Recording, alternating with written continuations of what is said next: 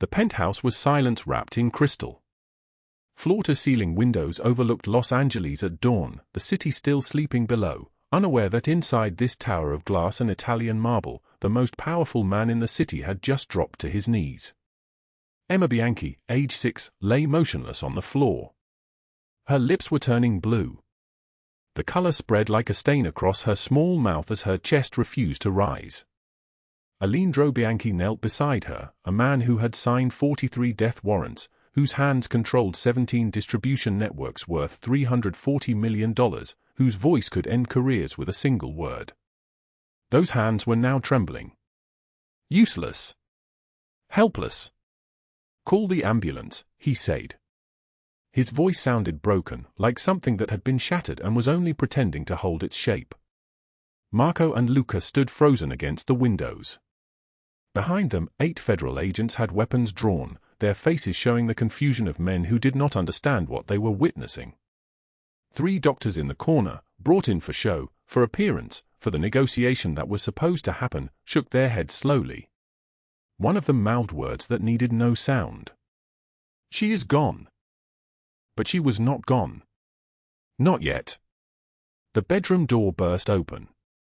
Mia Voss stood in the doorway, hair still tangled from sleep, barefoot in the white nightgown she wore in that converted closet that the family called a bedroom. She was 28 years old but looked older, the kind of older that comes from surviving things that should have broken you, and surviving them anyway. Her eyes were dark and sharp, and they moved from Emma to Alejandro to the guns to the doctors in the space of a single breath. She did not hesitate. She pushed past the nearest federal agent. He tried to stop her. She moved through him like he was not there, like she did not see him, like the only thing in the world that mattered was the child on that floor. Mia dropped beside Emma Bianchi. The marble was cold under her knees. She tilted the child's head back, opened the small mouth, and began. 30 compressions. Her hands were shaking but certain, moving with a rhythm that came from somewhere deeper than knowledge, from somewhere that held no room for doubt. 2 rescue breaths. 30 compressions again. The room had stopped breathing. Even the federal agents had lowered their weapons, understanding in their bones that they were watching something sacred, something that had nothing to do with crime or law or the empire crumbling around them. 2 breaths. 30 compressions. The clock on the wall ticked. Each second stretched like it was made of glass. Emma gasped. Her entire body convulsed upward. Her mouth opened. Air rushed in like she was drowning and the ocean had finally released her. She coughed, a wet, terrible sound, and Mia turned her onto her side as her small body purged everything it had been holding. The room exhaled. Alejandro Bianchi watched this woman, the nanny who slept in a converted closet, who owned nothing but a pair of a child's first shoes from a homeless shelter and $5 in her pocket, perform the only miracle that mattered. His daughter's lips turned pink again. Her eyes fluttered open, confused and frightened and alive. He reached for Mia's hand. His fingers found hers and held them. For a moment, in that tower above the sleeping city, with federal agents watching and his empire collapsing around him, Alejandro Bianchi knelt beside the woman who had just saved his daughter's life and understood something he had spent decades refusing to know. There were things more powerful than control. More real than money. More important than empire. Before we continue, drop a like if this story hits you. Share it with someone who needs to hear it and subscribe so you don't miss what's coming tomorrow. Now let us go back to the beginning, to the night that changed everything. 3 months earlier. The November rain fell like bullets. Mia Voss stood outside the diner at 3:22 in the morning with one eye swollen shut and handprint bruises darkening her throat like a map of someone else's rage. Her borrowed car had broken down on the highway outside the city, the engine making sounds that meant death, and she had walked for 17 minutes in shoes with holes in the soles until the neon sign appeared through the rain like a promise. She had $5 in her pocket. 5. That was everything left between her and the nothing.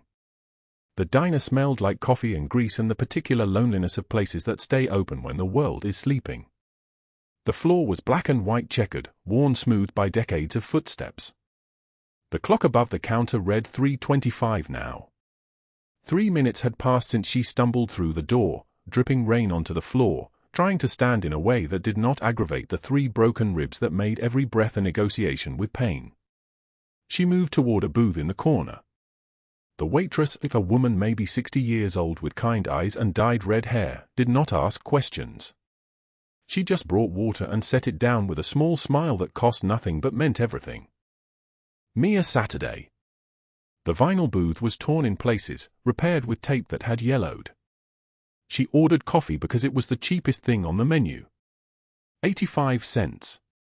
That left her with $4.15 to survive on until she found work, which she had to do tomorrow, which meant she had to make it through tonight, which meant she had to not think about Douglas Hale and the way his hands felt around her throat. She closed her good eye and tried to disappear. This was when Alejandro Bianchi noticed her. He sat in the booth across the diner, the corner position that allowed him to see everything. He wore a black suit that cost more than everything she owned, the jacket open to show a white shirt with the first 3 buttons undone. His hair was dark and thick, touched with silver at the temples. He was perhaps 45 years old but carried himself like a man who had lived many lives already and had survived all of them.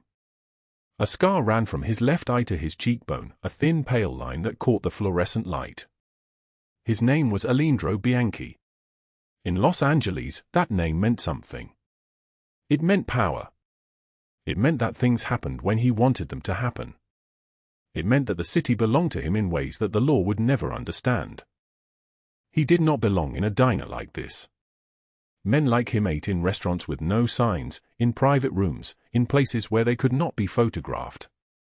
But he was here because he was running from something, from the weight of being unstoppable, from the exhaustion of controlling everything and everyone around him. He watched the woman with the swollen eye. He had seen violence before. He had created violence. He understood its language and its grammar. But this was different. The bruises on her throat told a specific story. They told him that someone had held her and squeezed and wanted her to understand something about powerlessness. He recognized the look in her remaining eye. He had worn that look once, a very long time ago, when he was 17 years old and his father had beaten him until his mother intervened and took the worst of it and never stood up again. The bell above the door chimed. 2 men entered, both wearing dark jackets, both moving with the aggressive carelessness of people who believed the world would move out of their way. They were not cops. Cops move differently, with the weight of authority that came from outside themselves. These men moved like their authority came from inside, from whatever they could take and hold and destroy. They ordered coffee. They sat at the counter. They did not look at Alejandro, which meant they knew he was there and were choosing not to acknowledge him. 5 more minutes passed. The coffee grew cold in Mia's cup. Then one of the men stood. He walked to the window and raised his hand to the rain outside. His other hand was in his jacket pocket. The window exploded. Glass shattered everywhere, a sound like the world breaking. Mia's coffee cup flew from the table. The waitress screamed.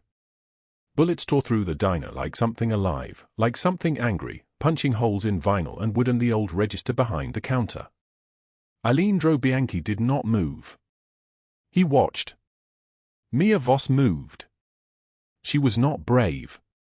Courage requires the luxury of choice, and she had no choices left. She simply moved toward the sound of screaming. There was a child in the booth behind her, a boy maybe 7 years old, sitting alone, his small hands covering his face. His mother was in the bathroom. His father was at work. He was waiting for his breakfast, and instead he was waiting for death. Mia threw herself over him. Her body became a shield. Glass rained down on her back like hail. Her arms wrapped around the child, holding him down, protecting him from the violent mathematics of bullets and trajectory and chance. She did not think about her own safety. She thought about nothing. There was only this small boy and the determination that he would not be the one lying dead on a black and white checkered floor when the shooting stopped. Bullets stopped coming. Silence returned like a held breath. Alejandro rose from his booth. He did not run. He walked toward the woman who was still shielding the child, her body bleeding in 7 places from where the glass had cut her, her arms still tight around the boy even though the danger had passed. He looked down at her and something in his chest, something he had locked away 15 years ago when his mother died, something he had learned to live without, cracked open. When she looked up at him with her one good eye, she did not see power or empire or danger. She just saw a man standing in a diner at 3:30 in the morning, looking at her like she had just shown him something he thought was extinct. Something called mercy. The sirens were approaching. Outside, the rain continued falling against the broken windows. And neither of them knew yet that this moment, her body shielding a stranger's child, was the moment that would change everything that came after. 3 months earlier. Summer thunderstorm splits the sky above Los Angeles at 3:22 in the morning. Rain falls like bullets. Wind shreds the palms lining Highway 101. And on a stretch of asphalt so empty it could have been the end of the world, a borrowed 1998 Honda Civic gasps its last breath and dies. Mia Voss sits behind the wheel for 2 minutes. She does not cry. Her tears had dried up somewhere between Los Angeles and the bus station 3 years ago, and they had not returned since. She grips the steering wheel and counts her options. 1, 2, 3. There are no more. She has $5 in her pocket. $5 and a phone with a dead battery and a black eye so swollen it has sealed shut completely, leaving her world reduced to a single purple slit of vision. The handprints around her neck are fresh. Still dark purple bleeding into black at the edges. Still tender to the touch. Douglas Hale had left them there 6 hours ago when she told him she was quitting. He had pressed her against the restaurant's office wall and his thumbs had found her throat and squeezed like he was juicing an orange. Like she was nothing but liquid to extract. She had not screamed. Screaming only made it worse. She had learned that lesson years ago. Now she steps out into the rain. Her borrowed jacket, Rachel Dawson's old thing, a Burberry raincoat that probably cost what Mia earned in 3 months, offers almost no protection. The fabric is worn thin. The zipper does not work. She pulls it closed anyway and walks toward the distant glow of neon. Rose's diner materializes through the downpour like a ship emerging from fog.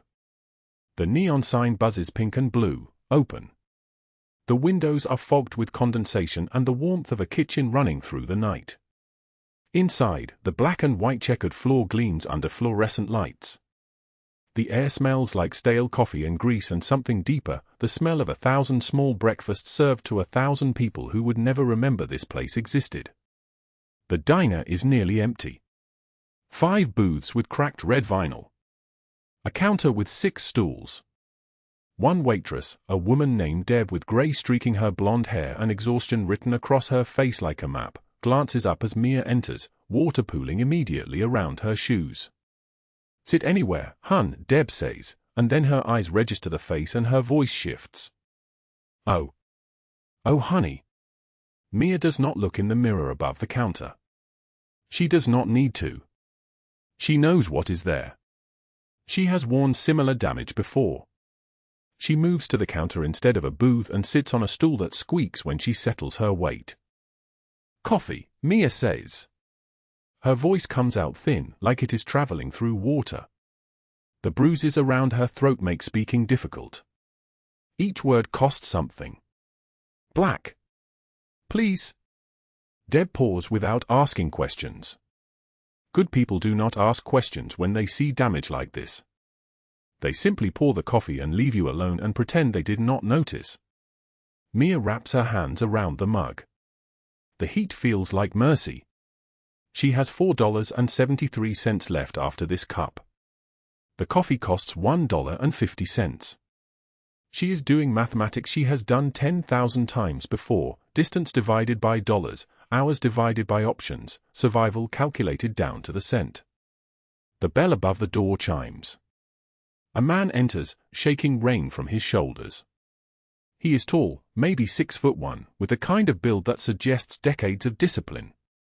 His suit is black and costs more than Mia's entire life, the tailoring, the fabric, the way it moves with him like it was poured onto his body. She knows expensive suits. Rachel Dawson wears nothing but. This man's suit is beyond what Rachel owns. This suit exists in a different category of expensive. His name is Alejandro Bianchi. He is 38 years old and he has been the most powerful criminal in Los Angeles for 15 years. He does not look dangerous. That is his advantage. He looks like a man who reads books and remembers the names of his employees' children and listens to classical music on the drive home. He looks civilized. He is not. Two men follow him into the diner. Marco and Luca. Both broad-shouldered, both wearing suits that cost more than most people's cars, both carrying the weight of violence like other men carry briefcases. Marco is older, maybe 50, with grey threading his dark hair and a scar running from his left eye down to his jaw like a tributary of some ancient hurt. Luca is younger, maybe 35, with the kind of face that women notice before they remember to be careful. Alejandro moves to the corner booth without hesitation, without looking at Mia. He has not looked at anyone in the diner except to calculate angles and exits and threats. This is how he survives. This is how he has survived since childhood. You watch the room. You count the people who could hurt you. You sit where you can see the door. Marco and Luca flank him. They are waiting for someone. A distributor. A man who controls a pipeline from the ports. The meeting was supposed to happen at 2 in the morning. It is now 3:23. The distributor is late, which means either something went wrong or he is not coming, which also means something went wrong. Alejandro does not appear concerned. His face is calm, controlled, like he was carved from stone. But his hand rests near his jacket, and Marco has already counted the exits, and Luca is watching the parking lot through the rain-streaked window. Mia drinks her coffee and tries to make herself smaller. She is good at this. She has spent her entire life learning how to take up less space, how to be present but not noticed, how to exist without offending anyone. It is a skill that has kept her alive. At 3:27, headlights sweep across the parking lot. But the car is wrong. It is a silver Lexus, expensive and clean and definitely not belonging to a port distributor. Alejandro's hand moves. Not fast. Just a small adjustment, but Marco and Luca see it and they shift their weight and suddenly the diner is full of men ready to die or kill or both. The door opens. A child runs in first. A little girl, maybe 7 years old, wearing pink pajamas soaked through with rain, her feet bare against the cold checkered floor. Behind her, a frantic father in boxers and a t-shirt, calling her name, apologizing to anyone who will listen. I'm so sorry, she had a nightmare, I grabbed her, the car was running, I just drove, I didn't know where. The child runs toward the bathroom. The father follows, still apologizing, still explaining, still not understanding what is about to happen. The Lexus door opens again. 4 men emerge. They move with purpose. They carry sharp guns. They wear expressions that suggest they have nothing left to lose and everything to prove. Alejandro does not move. The first shotgun blast obliterates the window nearest the front door. Glass explodes inward like crystallized rain. The sound is not loud, it is enormous. It fills the space between earth and sky. The second window shatters. Wood splinters from the door frame. Deb screams and drops behind the counter. A bullet passes through the booth where a man was sitting 5 seconds earlier, missing empty air by inches. Mia does not think. There is no time for thought. The child, the little girl in pink pajamas, is frozen in the aisle, caught between her father and the bathroom, between safety and nowhere. Mia moves. She launches herself across the diner. She covers the child with her body. Glass rains down on her back like hail, cutting through her jacket, cutting through her skin, becoming part of her. Her arms wrap around the small body beneath her. She presses the girl to the floor and becomes a shield. The third window shatters. The fourth. Marco and Luca return fire, their weapons producing sharp cracks that echo off the tile. The attackers scatter. One man falls. Another limps toward the Lexus. 30 seconds of chaos. Then silence. The kind of silence that comes after violence. The kind that settles like ash. Mia is curled over the child, both of them bleeding from places where glass has cut through fabric and skin. The girl is not crying. She is not moving. She is just breathing, small and shallow, beneath Mia's body. The father sobs, "Thank you, thank you, thank you." Alejandro stands. He rises slowly from the booth and walks toward the woman who is still protecting the child even though the danger has passed, even though danger is no longer the threat. She is shaking so hard her teeth chatter. Blood trickles from her shoulder where a piece of glass has embedded itself. Blood runs down her back from at least 6 other places. Glass clings to her hair. He looks down at her and something in his chest, something he buried 23 years ago when his mother died, something he learned to live without, it cracks open. The fissure spreads like lightning through a sky. He does not understand it. He does not want to understand it. But it is happening and he cannot stop it. She looks up at him with her one good eye. The other is swollen shut.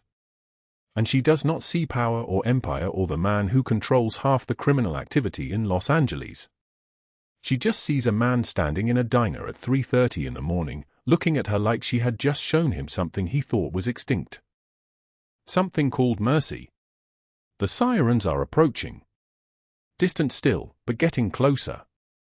Outside, the rain continues falling against the broken windows.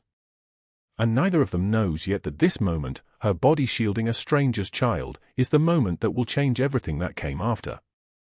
The morning sun cuts through the diner windows like a blade, cold and clinical. Paramedics work methodically across Mia's arms, peeling away fabric soaked with blood, counting aloud. 17 cuts. Glass fragments catching light as tweezers extract them one by one. The pain is a distant thing now, muffled behind shock and exhaustion. She sits very still on the vinyl booth seat, her one good eye tracking the paramedic's movements while the other swells shut, a dark purple bloom spreading across her cheekbone. "We should take you to the hospital," the paramedic says, his voice professional but tired. "Some of these are deep." Mia shakes her head. "I cannot afford it." The paramedic exchanges a look with his partner, the look people give when they have heard this before and know it will not change anything. He wraps gauze around her shoulder with careful efficiency. None of the cuts are deep enough to need stitches. She is lucky. That word keeps getting used. Lucky. Police are there too, 2 officers taking statements, their voices flat and procedural. The shooting was gang-related, they explain. Wrong place, wrong time. The diner owner stands behind the counter, his arms crossed, staring at the shattered windows like they are a personal betrayal. In the distance, sirens continue their wail, ambulances leaving, more arriving. The city's rhythm of violence resuming its familiar beat. Mia gives her statement without elaborating. She was eating. Shots were fired. She protected the child. That is all. The officers do not push. They have her contact information. They will call if they need anything else. And through it all, Alejandro Bianchi watches from the corner booth where he has not moved, has barely breathed. His men have positioned themselves at the exits, silent and waiting for his signal. But he does not signal them. He just watches this woman with the blood-soaked dress and the swollen face, watches the way she flinches when anyone moves too quickly, watches the way her hands shake as she answers questions. He watches the handprint bruises on her throat, the marks of hands that gripped and squeezed and meant to destroy. When the police finally leave, when the paramedics pack their equipment and promise follow-up care she will never seek, Alejandro rises. His men tense immediately.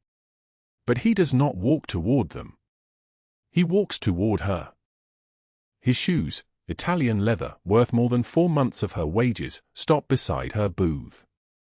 Mia looks up, her functioning eye registering his presence with immediate alarm. She tries to stand. "You saved that child," he says. His voice is low, steady, like thunder rolling from very far away.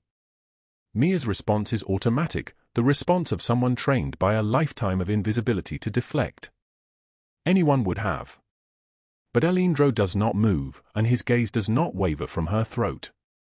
The bruises form a shape, fingers, specifically. Recent. The kind that take weeks to fade. Who did that to you? Mia's entire body goes rigid. She stands abruptly, so fast the booth shakes. I need to go. I have work at 9. Your car is broken, Marco says quietly from across the diner. He has been monitoring the highway cameras. A silver Honda Civic, steam rising from beneath its hood. Transmission fluid leaking like blood. 12 miles outside the city. Mia's face crumples. She looks between the two men, calculating the odds of outrunning them, outmaneuvering them, disappearing.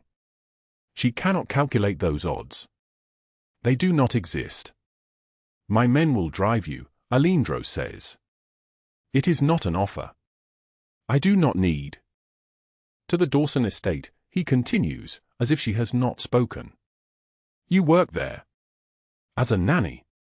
The fact that he knows this detail, that his organization has already mapped the geography of her existence, makes Mia's knees weaken. She reaches for the booth to steady herself. Thank you, she whispers, because refusing has somehow become impossible. I will. I can find another way home.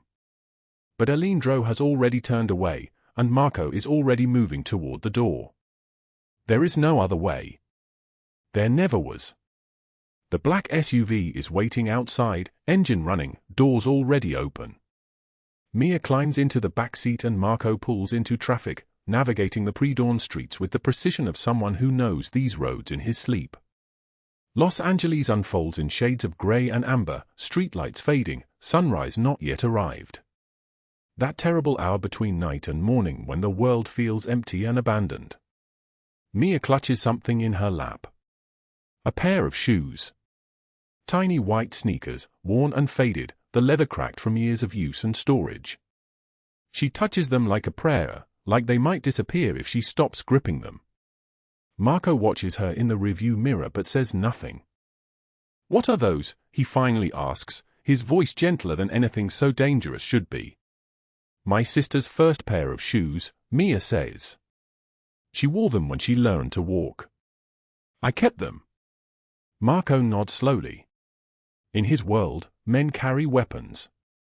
They carry gold chains and expensive watches and messages written in blood. But this woman carries a pair of shoes worn soft by the feet of someone she loves. He does not comment further. The Dawson estate materializes through the morning haze like something from another world. White colonial, columns framing the entrance, manicured lawn so green it looks artificial. A fountain in the circular driveway sends water spiraling upward. The house is massive and sterile and so perfectly maintained it looks abandoned. Marco pulls through the gates and stops at the service entrance, the side door used by people who are not meant to be seen. Mia opens the door before the SUV has fully stopped. Thank you, she says again, her voice barely audible. I am grateful.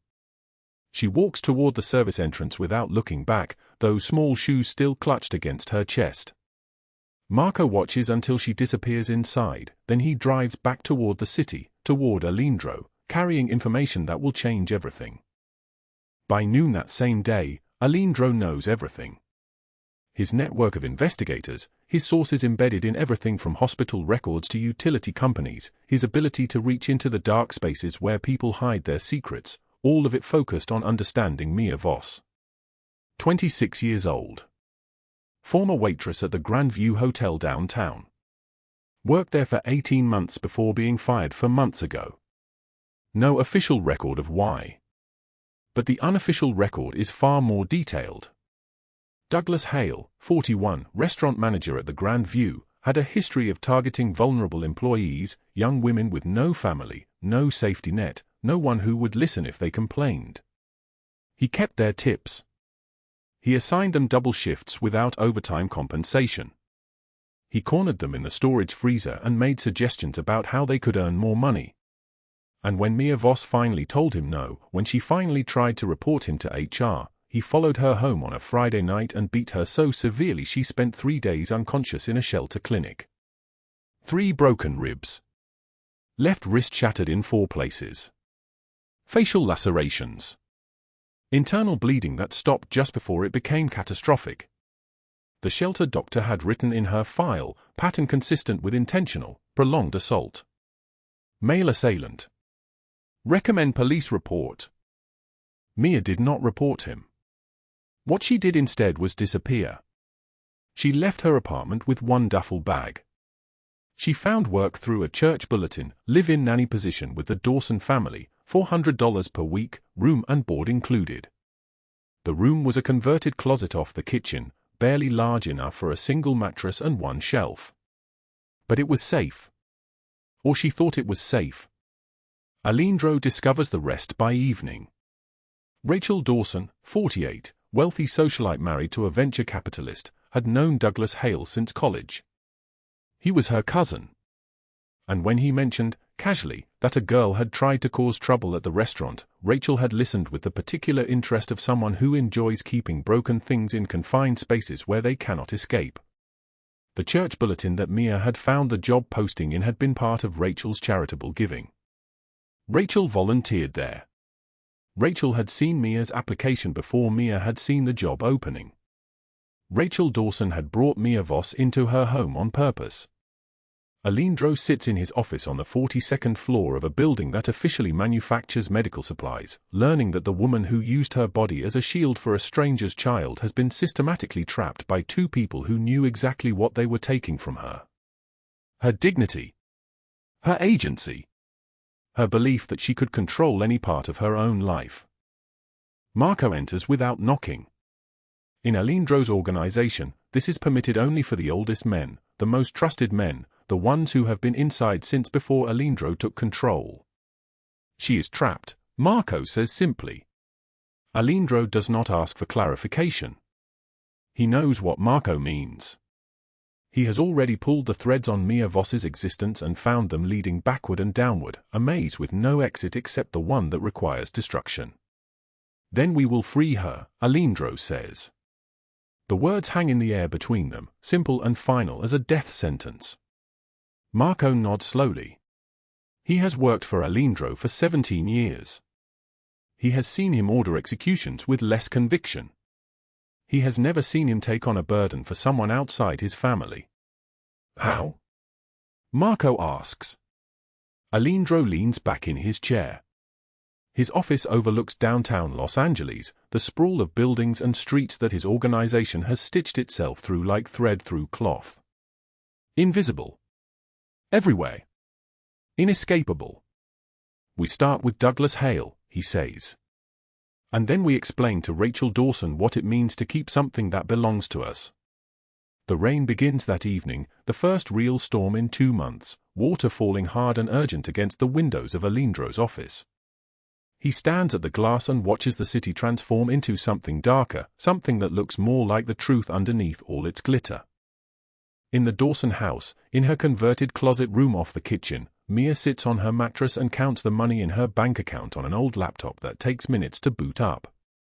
$340. Her sister Lily's surgery is scheduled for 7 days from now.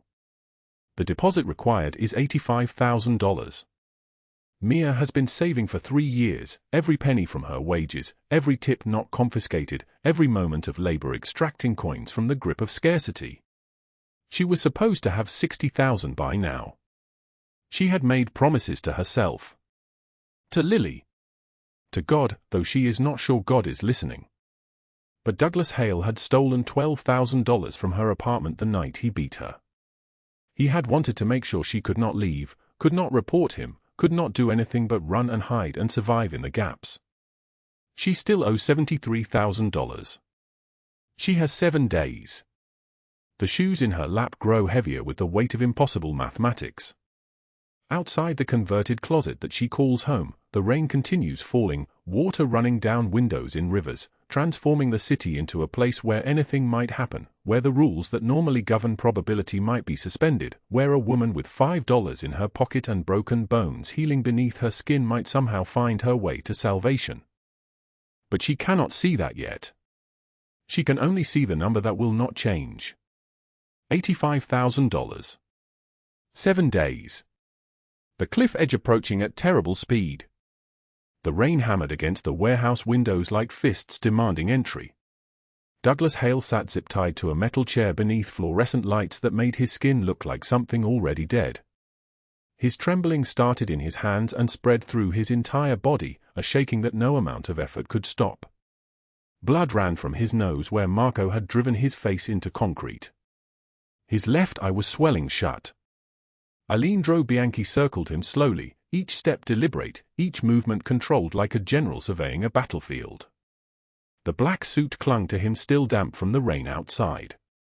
His expression was colder than ice, colder than mercy, colder than anything Douglas Hale had encountered in his 38 years of taking what he wanted from people weaker than himself. "You broke 3 of her ribs," Alejandro said, his voice deep and solid like an oath. "You shattered her wrist. You stole $12,000 she had been saving for her sister's surgery." Douglas's jaw clenched. Blood pooled between his teeth. "Then you tracked her for 4 months," Alejandro continued, circling like a predator with nowhere to rush. "Waiting for her to become vulnerable enough to recapture. Waiting for the moment when she had nowhere left to run." "I did not know she was yours," Douglas whispered, his voice cracking like breaking glass. "I swear on my life, if I had known she was connected to you, I would never have." Alejandro stopped circling. He stood directly in front of Douglas now, close enough that Douglas could smell the rain on his expensive cologne, close enough to see the scar running from his right eye to his cheekbone, a line that told its own story of violence survived. "She is not mine," Alejandro said quietly. Each word was a blade. "She is not anyone's possession. That is the point you will never understand. She belongs to herself. To her sister. To the child whose life she saved when bullets were tearing through glass and everyone else was running for cover. She does not belong to you. She never did." Douglas tried to speak. His mouth opened and closed like a fish pulled from water. Alejandro pulled his phone from his jacket pocket. The movement was unhurried. He made 3 calls in quick succession, his voice never rising above conversational volume. Each call took less than 30 seconds. When he finished, he pocketed the phone and looked at Douglas with an expression of complete indifference, like someone looking at an insect they had already decided to crush. "What did you do?" Douglas whispered. Alejandro did not answer. He simply turned and walked toward the warehouse door. Marco and Luca followed, their footsteps echoing on concrete, the sound of their departure marking the beginning of Douglas Hale's ending. 2 hours later, federal agents kicked down the door of the Grandview Hotel's administrative offices with a warrant that listed 18 counts of embezzlement, assault, and wage theft. Douglas's computer contained everything they needed. 47 victims over 6 years. $340,000 stolen from workers making minimum wage. Surveillance footage of him assaulting 3 different waitresses over a 4-year period. Detailed notes tracking Mia's location, her schedule, her patterns of movement. Photographs he had taken through her apartment windows. A notebook filled with plans written in his own handwriting describing what he intended to do to her when he found her again. The evidence was so comprehensive, so damning, that federal prosecutors filed charges before the sun rose. Douglas collapsed when Marco showed him the arrest warrant on a tablet screen. His begging started then, words tumbling over each other in a desperate scramble. "Please, I will disappear. You will never see me again. I will leave Los Angeles, leave California, leave the country if you want me to. Please." Alejandro's response was final and delivered without emotion, like a judge pronouncing sentence. Disappearing would be too easy. Too quick. Too merciful. You are going to spend the next 40 years in a federal prison knowing that the woman you tried to break is free and walking in sunlight while you rot in a cell. You are going to spend every single day of those 40 years understanding that she survived you. That she built a life you can never touch. That she is stronger than your cruelty could ever make her weak. At dawn, federal agents dragged Douglas Hale from his apartment in handcuffs. News helicopters circled overhead. Every camera caught the moment he emerged onto the street, squinting against the morning light, his face bloodied and defeated. The footage played on every news channel in Los Angeles. Grand View hotel manager arrested in massive embezzlement and assault case. By noon, the story had spread to national news networks. Rachel Dawson was sitting in her Pacific Palisades kitchen when the knock came on her door. She was drinking coffee from a cup that cost more than Mia had earned in a month. She was reading emails from her country club when two FBI agents presented their credentials and asked her questions about her cousin Douglas Hale and her employment practices regarding undocumented workers. Rachel's smugness evaporated like morning fog. The agents laid out documents on her marble countertop. Text messages between Rachel and Douglas coordinating Mia's harassment. Payroll records showing Rachel had deliberately hired Mia as undocumented to avoid taxes and workers' compensation insurance. 16 separate violations of California labor law documented in her own business records. "We are investigating potential conspiracy charges," the female agent said, her voice professional and merciless. "And tax evasion spanning a period of 3 years. Rachel's lawyer husband left that afternoon. He did not pack a bag or leave a note. He simply did not come home. Her friend stopped returning her calls by evening. By the end of the week, her children's private school had requested a meeting about her involvement in illegal employment practices. The country club quietly revoked her membership. Her name appeared in the society pages not as hostess but as cautionary tale. Rachel Dawson was not going to prison. She was experiencing something worse, permanent exile from the world where her cruelty had power. Meanwhile, Mia did not know that the same federal investigation that had destroyed Douglas Hale had been building a case against Alejandro Bianchi for 9 months. The warrants for his arrest were signed and sealed. The raid was scheduled for dawn. Everything was moving toward convergence, toward a moment when she would have to choose between her love and his survival. At 2 in the morning, with thunder rolling across Los Angeles like the sound of the world breaking, Mia sat alone in the small apartment Alejandro had rented for her in Santa Monica. 1 bedroom. Ocean view. The first safe place she had inhabited in 4 years. The first place where she had slept through a full night without flinching at shadows. She sat at the kitchen table with a pen trembling in her hand. Rain drummed against the windows in a rhythm that sounded like urgency. Her hair was wet from walking in the storm, dark water dripping onto the lined notebook paper in front of her. She had read about the raid on her phone. Federal investigation of Alejandro Bianchi's criminal enterprises. Organized crime task force. Coordinated arrest warrants. The articles did not use words like love or protection. They used words like conspiracy and racketeering and money laundering. Her hands shook so badly that the words blurred as she wrote. Alejandro, I cannot stay in your world. The FBI is investigating you, and if I am here I will become evidence against you or leverage to hurt you. You saved my sister's life and you saved mine, but the best thing I can do now is disappear so you do not have to choose between your empire and protecting me. I need you to know that I love you. I have loved you since the night you looked at me in that diner like I was worth saving. But love is not enough when my presence destroys you. By the time you read this I will be gone.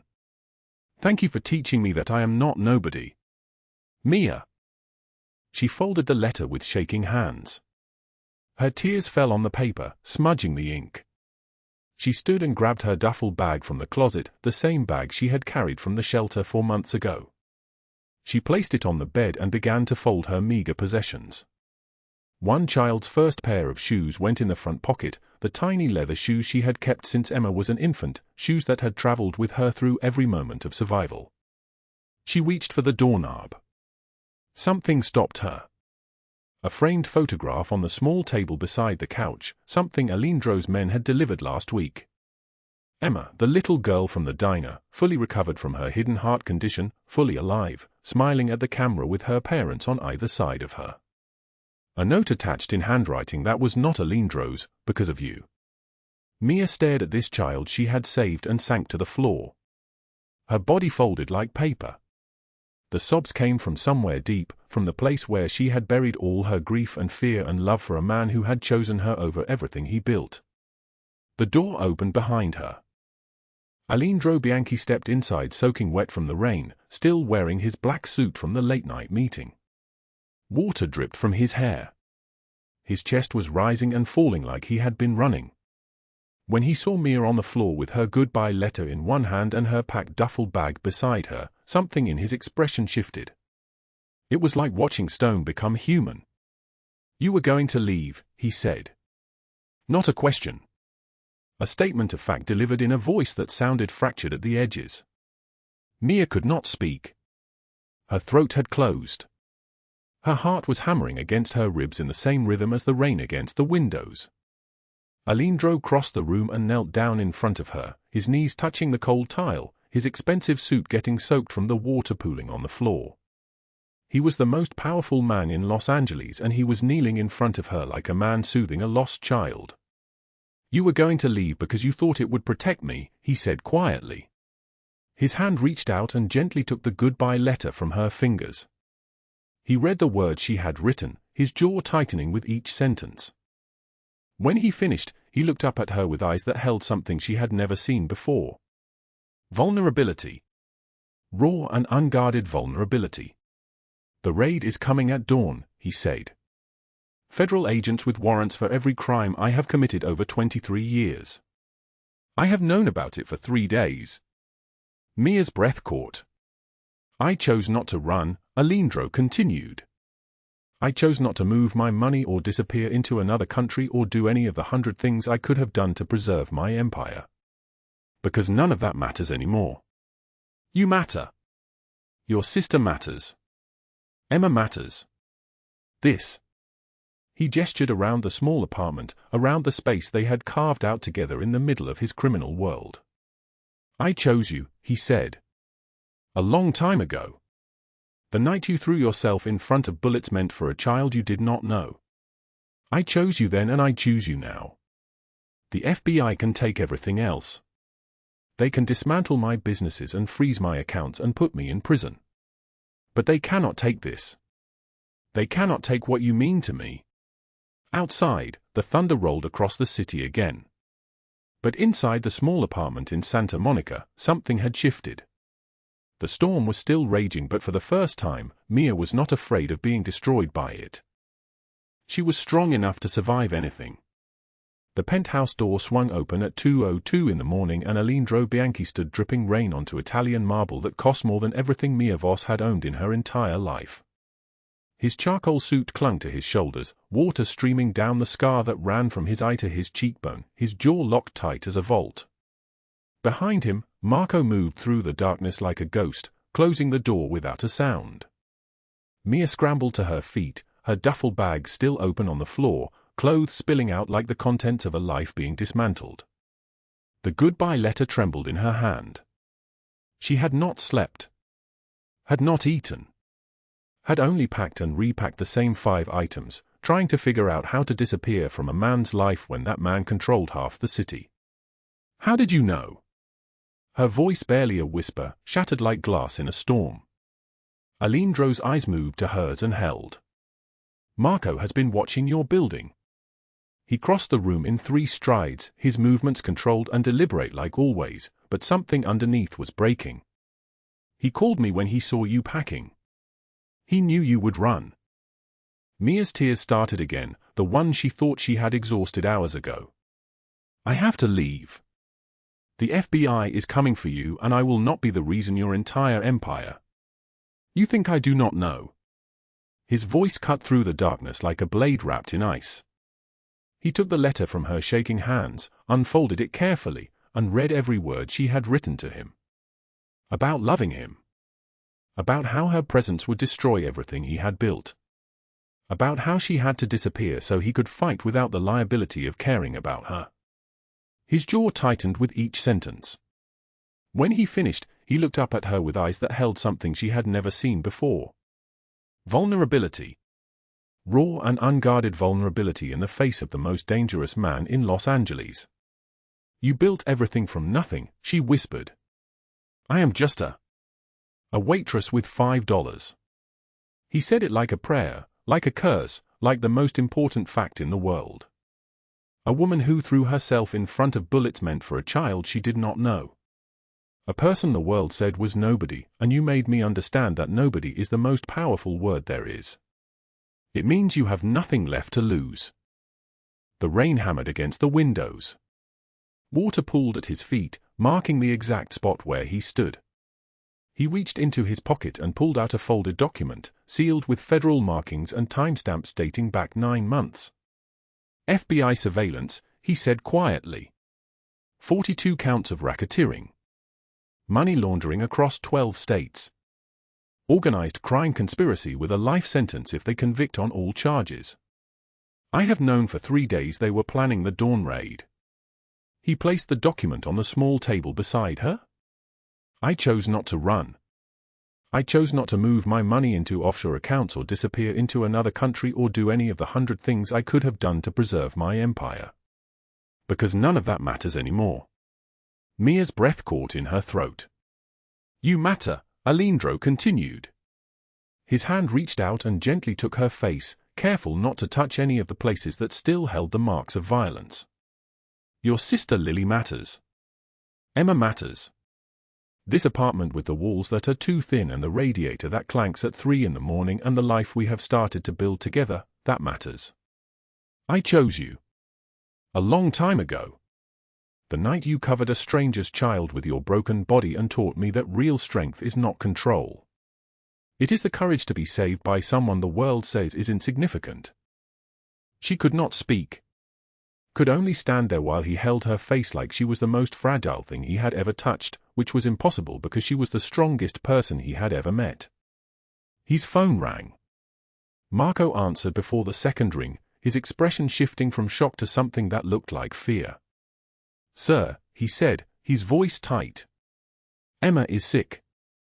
She collapsed at the penthouse. The doctors cannot wake her. You need to come now. Everything stopped. The penthouse was chaos dressed in white marble and fear. 7 doctors crowded around the white leather sofa where Emma Bianchi lay unconscious, her lips tinged the color of forgetting, her small chest barely rising with breath. Her skin had gone pale as paper. Monitors beeped their terrible songs. 2 guards stood frozen against the windows while 3 more blocked the doors like they could guard against what was coming. Blood pressure dropping, one doctor said. Heart rate critical. We cannot move her, the ambulance ride could trigger cardiac arrest, another said. Call pediatric cardiology at UCLA, tell them we have 6 minutes before. Alejandro stood looking at his daughter like he was a king staring at the rubble of his kingdom. His hands trembled. The most powerful man in Los Angeles was helpless. Completely, utterly helpless. Then the penthouse door opened and Mia walked in still wearing the same wet clothes from the storm, her duffel bag abandoned in the apartment 3 blocks away. She saw Emma's blue lips and everything else disappeared. Mia pushed past the 3 doctors and moved to the sofa. She dropped to her knees, positioned her hands on Emma's small chest, and began compressions with a voice that cut through the panic like a general surveying a battlefield. 30 compressions, 2 breaths, compressions without stopping. Someone call 911 and tell them we have pediatric cardiac arrest, 6-year-old female, get the ambulance here in under 3 minutes.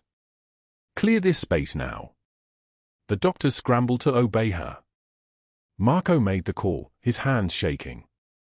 Alejandro watched this woman with no medical training and nothing but $5 to her name take control of the situation while his entire empire of dangerous men stood paralyzed by fear. 30 compressions. 2 breaths. Mia's arms trembled with exhaustion but she did not stop. She whispered to Emma between compressions, her voice steady and breaking at the same time. Come back, little one. Your father needs you. I need you.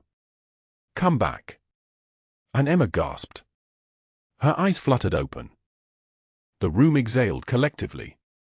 Paramedics burst through the door exactly 2 minutes and 47 seconds later, already running because the call had come from Alejandro Bianchi's penthouse and that meant priority. They stabilized Emma, loaded her onto the stretcher, one of them looking back at Mia with something like awe. You saved her life, the paramedic said. If you had waited, she would be gone. That was when the windows exploded with spotlight beams. The FBI breach came at 3:51 in the morning. 43 federal agents in tactical gear flooded through every entrance simultaneously. The sound was like thunder splitting the sky open. Weapons raised. Voices shouting. Marco and Luca forced to the floor with hands zip-tied behind their backs. Alejandro standing perfectly still, his hands visible, his expression unreadable.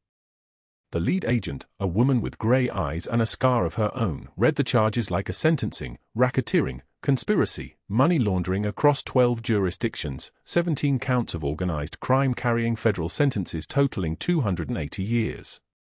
Alejandro did not resist. As they placed the handcuffs on his wrists, he looked at Mia one last time. "Take care of Emma."